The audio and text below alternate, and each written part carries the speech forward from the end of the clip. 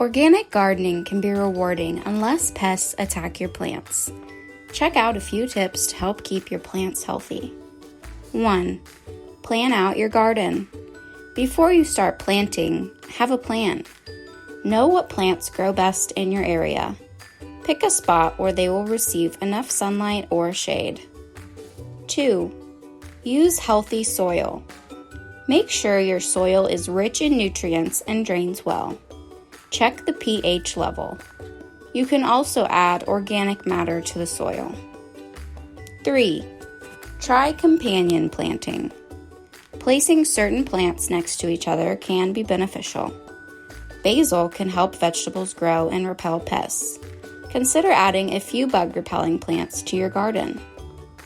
4. Remove damaged plants. If leaves have mold, mildew, spots, or are dead, remove them. This helps to prevent diseases from spreading. 5. Protect your garden from pests. Hungry bugs can be harmful to plants. Our plant-based 3-in-1 garden spray can help prevent and control insects, mites, and diseases. For more helpful tips and pest information, be sure to follow us and visit our website at maggiesfarmproducts.com.